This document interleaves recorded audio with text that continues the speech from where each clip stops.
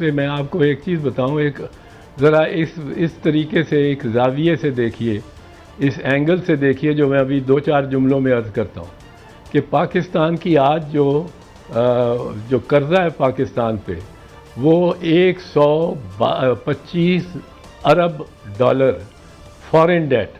कितनी? 125 अरब dollar foreign date जो हमने वापस करनी है। हमने नहीं करनी तो हमारे 3-4 नस्लों आगे ने करनी है, जिनकी कमाई हम खा चुके हैं। अच्छा, 125 बिलियन डॉलर और 60 ट्रिलियन 60 खरब रुपए ये डोमेस्टिक डेट है। अब ये कहाँ, ये पैसा आया है हमारे पास, हमारे हाथों में आया। क्या 120 बिलियन और 60 खरब रुपए, 120 बिलियन डॉलर और 60 खरब रुपए कहीं लगे हुए नज़र आते हैं आपके? कोई बिल्डिंगें खड़ी हैं, कोई रेलवे स्टेशन में बुलेट ट्रेन चल रही है, कोई पुल हमारे सारे जो हैं चनाब के रावी के वो रेलवे पुल वो नए लगे हुए हैं।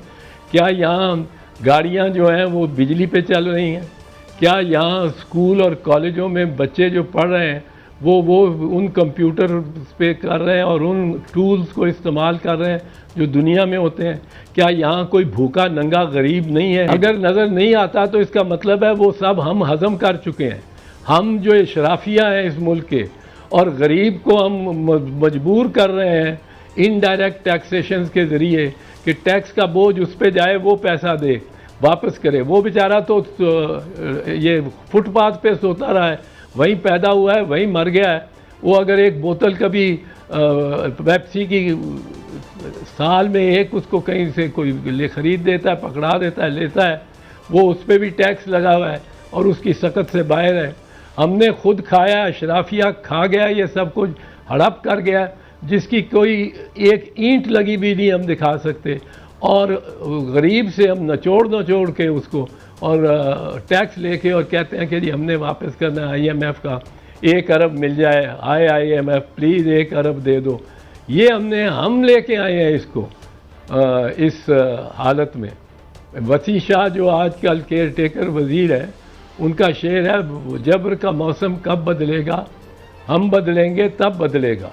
मैंने इसमें ज़रा थोड़ी सी तरमीम की है उनकी इजाज़त से, और वो ये है कि जबर का मौसम कब बदलेगा, मैं बदलूँगा तब बदलेगा।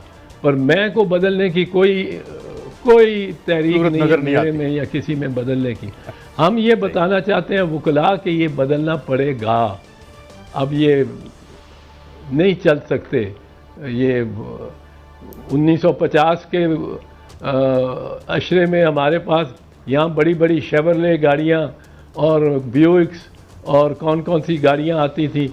और चीन में 1999 में मैं गया, 1989 में, तो वहाँ साइकिलों के अलावा कुछ भी नहीं था। साइकिल ही साइकिल, लाखों साइकिल बीजिंग में, कोई कार मोटर कार नहीं थी। मैं इंटीरियर मिनिस्टर के तौर पे गया था।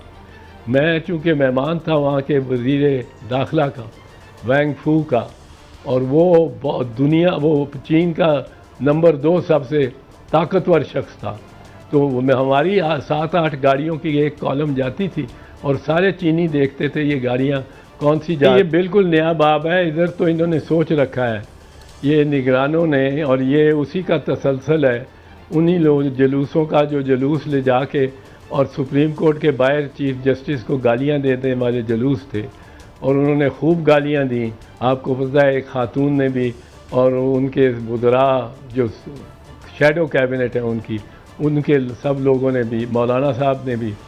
और ये असल में मंसूबा है, और मैं ये बरमला कहता हूँ, ये मंसूबा है हमारी रियासत के एक सतून यानी अदलिया को बेतौकीर और बेवकार करने का। वो पहले भी कुछ उसकी तौकीर ज़्यादा नहीं होगी, ये मैं मानता हूँ, क्योंकि उनके फ़ैसले में आखिरकार एक चीफ जस्टिस मुनीर की रवायत भी तो बदस्तूर आज तक चल रही है, लेकिन उनमें कॉर्नेलियस भी थे, और कॉर्नेलियस की रवायत भी आज तक आ रही है, और कई हैं जो कॉर्नेलियस हैं।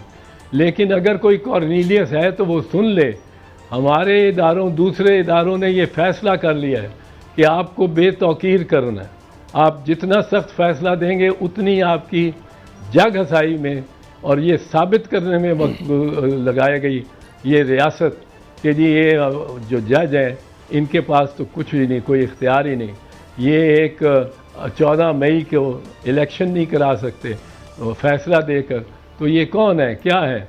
ये निगरानों को ख़त्म नहीं कर सकते। गो निगरान गैर आइनी एतबार से बढ़े जा रहे हैं, अपने इक़्तिदार को तूल दिए आ रहे हैं। तो ये इनकी वक़्त है, इनकी तरफ ना जाएं। अगर कुछ इंसाफ लेना है तो हमारी तरफ आएँ।